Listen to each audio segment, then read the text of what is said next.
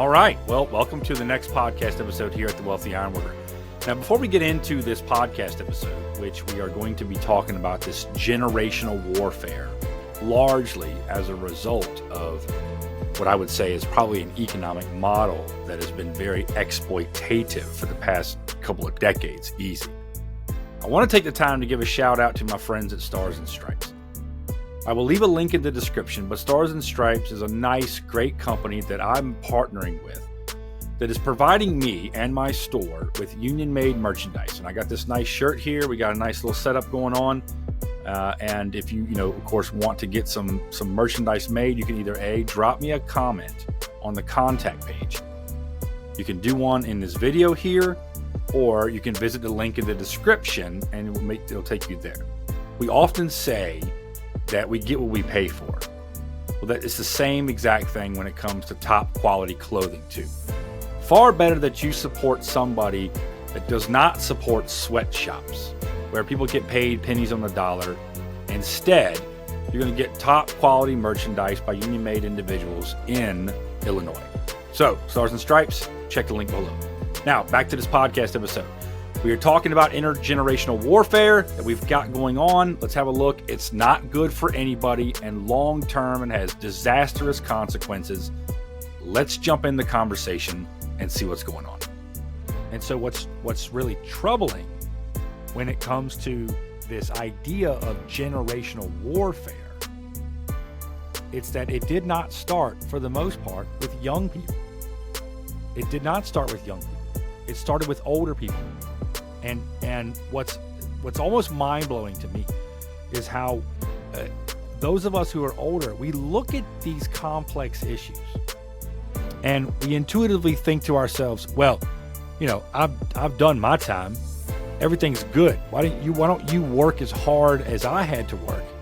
Never mind the fact that you didn't have to work nowhere near as hard as they did, because your money goes further. There's all kinds of artificial scarcity and inflation that's driven a lot of ways by greedflation, etc., which I might add is comprised by all of us older people. But we say these things, and at the root of them, what we're really lacking to a large degree is empathy. We lack empathy. We do our young people in this country a disservice. We tell them, for example, you got to go to college to get a good job. Who spun this narrative? It sure as hell wasn't young people. It was older people. And then when you hear this, you've got to go to college to get a good job.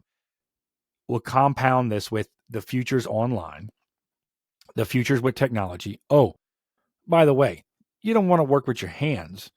You should only want to work with your head, because somehow we're going to, stigmatize the trades.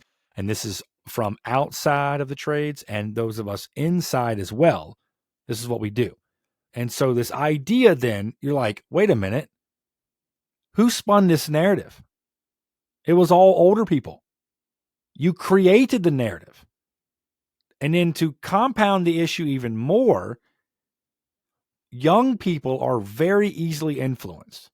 This is because you're not developed. You don't have what I would say is a very robust picture of what's going on in the world. You haven't been around. It's your responsibility as an older person. And all of the older people that they run into, then they tell them, you got to go to college. Their family tells them this.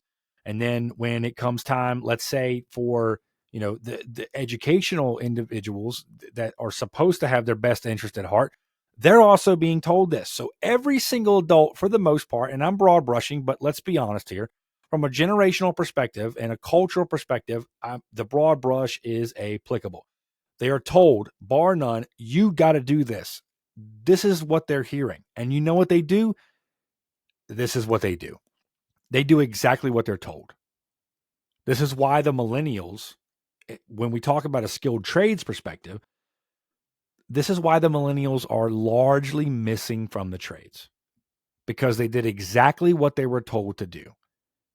And then surprise, surprise, these same individuals, when they get out of learning institutions, when they get out, they graduated college, they didn't know what they wanted to do. Older people, again, told them, just knock around, take some classes until, you let's say, graduate until you figure out what you want to do. Surprise, surprise. They don't have any real world experience. They graduate from college, and then what happens? They still don't know what they want to do. To add insult to injury, now they have non-bankruptcy debt. And then the cherry on top is that now all this, and I'm going to steal a word or a phrase, artificial scarcity.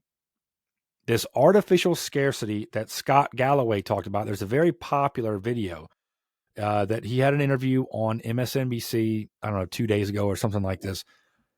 It might not be 2 days by the time this podcast drops, but it was 2 days ago from the time this podcast episode has been recorded, where he's basically raging out. And by the way, I might add, he is of the youngest baby boomers. The baby boomer generation was from 1945 to 1965. He was born in 1964. He is a baby boomer. And of course, he sees the tremendous problems that stem from the narrative that we've weaved and the natural outflow, which we'll talk about some of these things. But those individuals come out of institutions and now they can't do anything. They got bankruptcy debt. Don't know what they want to do. They got to pay that back. Oh, by the way, everything else, this artificial scarcity that the market has created with depressing wages just compounds into anger. And here it is. That anger is justified. Completely justified. So let's get into some of the talking points of this particular podcast episode. Number one, older people, by and large, lack empathy. Yes, you heard it right. For the most part, a lot of older people lack empathy. There's a few different reasons for this. Number one, they didn't struggle anywhere near as much as younger people are today. What do I mean? And I'll make it up, but let's say in 1970, you were making, and I should have done my homework, but I did not. Let's say in 1970, you were making $10 an hour.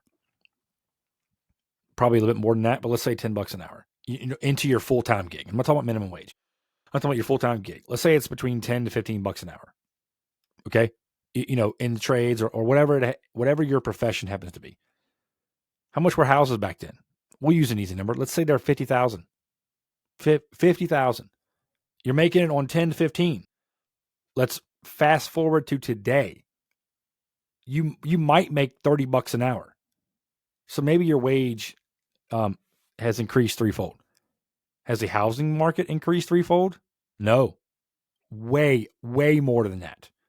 It's significant. As a matter of fact, Scott Galloway on his little on that short clip where he was making that discussion, he said, quote, that the housing prices had gone from 290, this is a nationwide average, I'm assuming, 290,000 to 410,000 in 4 years. In 4 years, the housing market has increased 130,000. Who determines this? We have depressingly low wages, and the youth feel it, and they know it. And it's also why, and this is a plug here, most of the people that are in the younger generation recognize that there's a problem, a serious problem. Those older people who not only do not lack empathy, but also have a brain in their skull, they take the time to not just talk about empty platitudes and low-hanging fruit, but they really take the time and say, well, what's going on with my kids and my grandkids? And let me look at this. They're also the ones who are speaking up because we have a rotten cancer in this country that is sacrificing young people on the altar. On the altar of what? The highest amount of money that I can make. Meanwhile, we leave an entire generation on the altar that have been sacrificed. This is what's going on here. And so they can't afford anything, and rightly so. So older people, you didn't deal with this struggle. So it takes a level of intentionality for you then to sit here and look at what's really going on. Look at the wages. Look at how the wages have been depressed. They've been depressed by big business, by let's say entities represented by the Chamber of Commerce, et cetera. Your wages have been depressed. And it's one of the other reasons why, and I applaud this heartedly, young people have been very, very pro-union. And you should be. Because you can certainly tell that that big business and business in general is not for the worker. It's not for the worker. A boss's promise, those are boss's promises. They're nothing. I ain't got time for those boss's promises, and neither should you. You know what you should be looking at? And let me go back to this.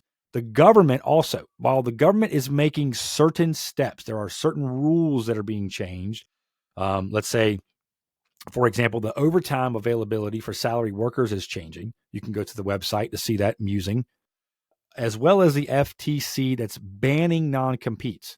The non-compete clauses, which keep people economic slaves to a company, which depress wages, they've also been banned. Now, the government is making certain steps, but both of those initiatives I just talked about, the non-compete as well as the salary overtime, they are most certainly going to be sued. One is going to be sued by one business entity. The other one's going to be sued by the Chamber of Commerce. They don't want you making money. They want you right where they got you, because what happens is I'm making money, and this is stealing a little bit of what Scott Galloway said was, I'm making money. The older generation is making money. Companies are making money. And you know what they're making money off of? Your credit card. And I don't mean the current transactions that you put on your credit card. I mean the ones that you don't even have in your hand that we're racking up for you. I'm going to create enormous amounts of income inequality at your expense. That's what's happening right now. So you have every right to be pissed off. And even though the federal government is taking some form or measure of steps, it's not sufficient enough. The table has been tilted for far too long. You want a voice? You want to begin to start to change things? You should act on that pro-union, pro-organized mindset that workers have a seat at the table, because it's not getting better. It doesn't get better. As a matter of fact, it consistently gets worse, and you intuitively know this. So older people, then, when you take all of this and compound it together, older people lack empathy. They don't have the empathy. And the reason they don't have the empathy is because they are, number one, didn't grow up that way. They're not dealing with those struggles. And number two, they're not willing to see them. They don't care. They don't see all the variables and all the nuances. Number two, and I've already addressed this, they lived in more prosperous times. I kind of expounded on this in point number one. Number three, young people have done what they were told. This is certainly true. And I'm not saying that, yeah, when you sign on the dotted line, it's not your responsibility to take care of something. I'm not saying that. But what I'm saying is that we older people have weaved a culture. We have created a culture that has basically tricked young people. It is basically taking young people hostage.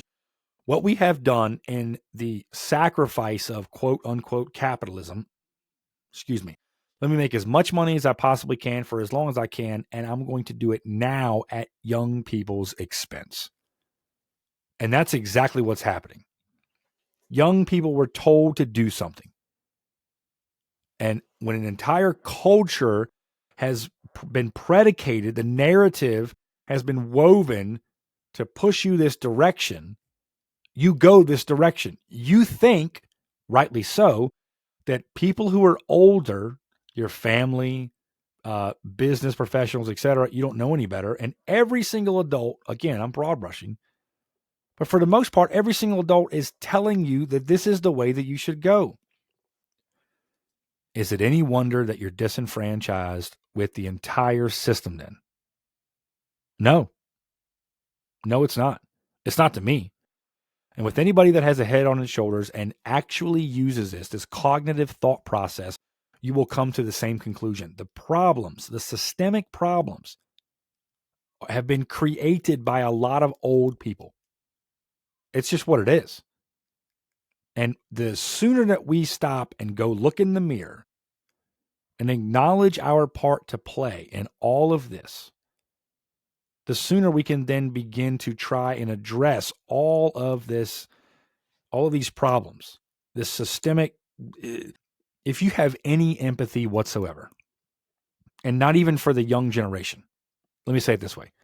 Yes, the people that I am asking if you have empathy for are part of the young generation, but let me bring this closer to home.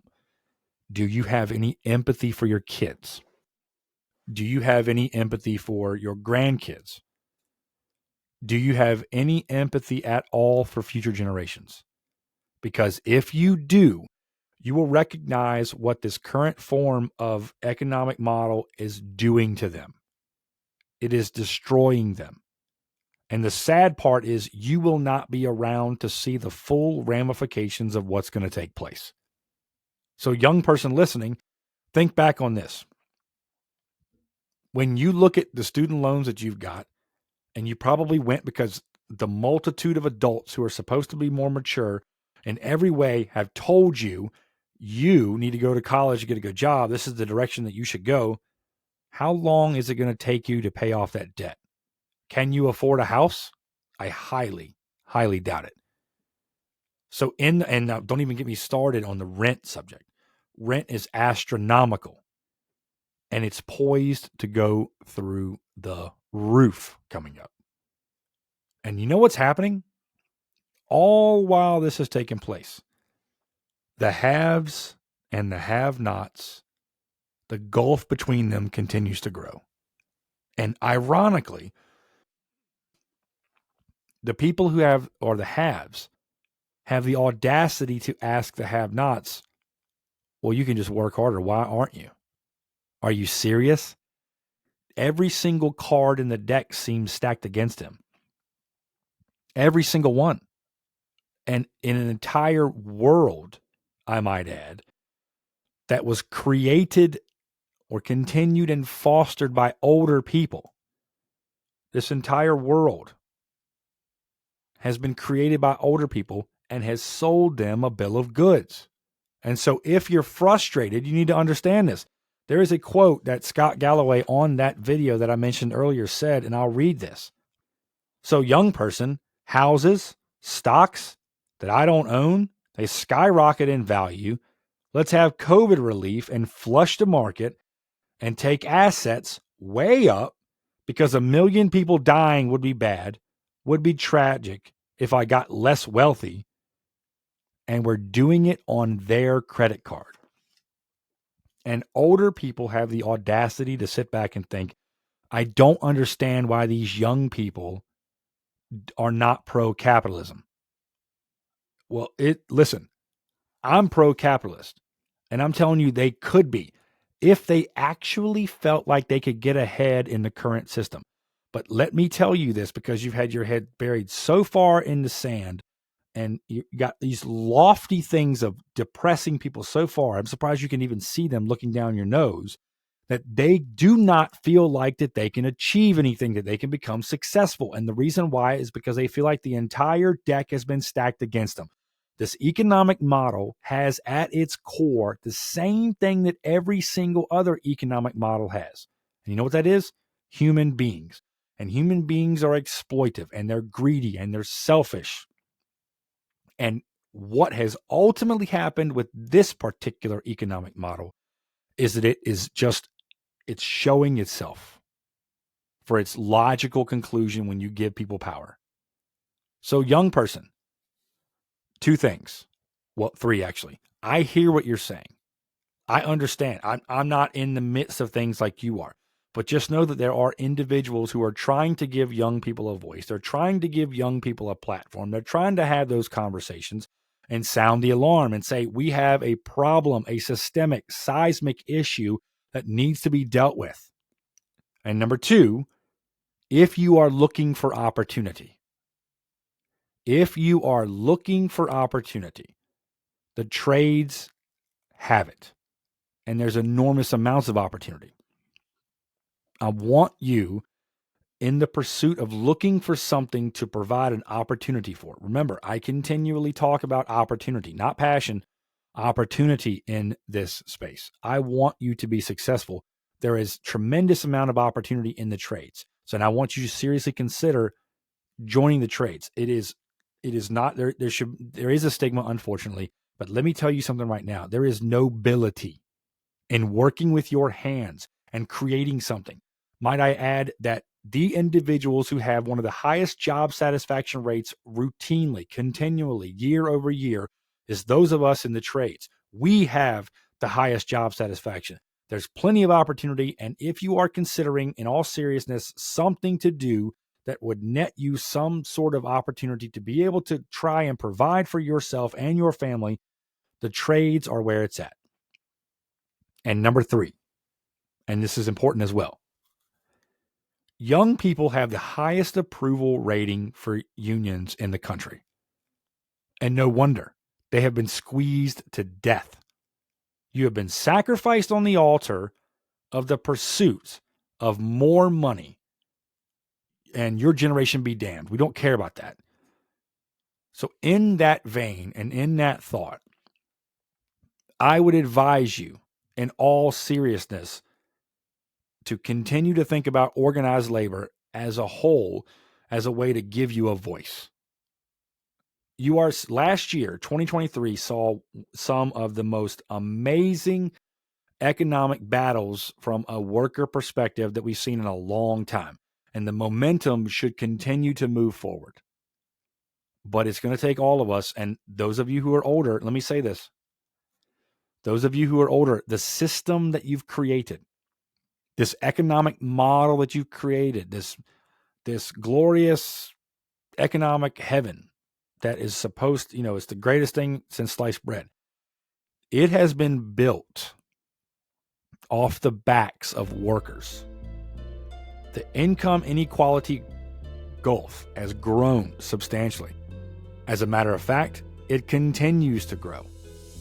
And it will continue to grow until younger people are so fed up that they we either see like some massive correction, which it's not going to come from the industry itself. It will not come from the economic model itself. It's not going to come from that. It'll either come from organized labor saying we've had enough, because that's what happened. People can't buy anything, and organized labor is the only voice working people have ever had in this country. Or, and this is important, young people. No matter what you think about young people, older heads, they are the future. They are the future. So they have the wherewithal then when they grow up to either continue in a system, or they can scrap the whole thing. Scorched earth, we don't care. It's going to be better than what we've got. And this is, and I'll use this term. I've used it more than once. This is an inflection point in the economic model. In seismic change, substantive change. There is something coming down the line, and young people are so tired and so fed up and so squeezed in an economic model that excludes them. As a matter of fact, it's worse than that. It doesn't just exclude you, it takes from you first and then excludes you. They're so tired of an economic model that does this, that they can either continue to contribute to this model, or with some tweaks and changes, massive ones I might add, or they can scrap the whole thing. Those are your choices. Trust me, you may not have thought about it because everything is hunky-dory in your neck of the woods, but it's not for young people. And you wonder why they got some systemic problems with this economic model? They don't feel like they can get ahead. And I'm not the only one saying this. I just happen to be one of the individuals saying this. Young people, if you're looking for opportunity, go to the contact page at thewealthyironworker.com. Send me a message. Let's begin the dialogue. I'll get you in touch with who I think you need to get in touch with, and maintain that pro-union stance. If you don't know anything about it, I'll have that conversation with you too. I want you to succeed. And I also want you to be the mechanism of change that brings substantive change to what I would say is a cancer in American the economic theory. This is the Wealthy Iron Worker. Thanks for listening. I'll see y'all on the next one.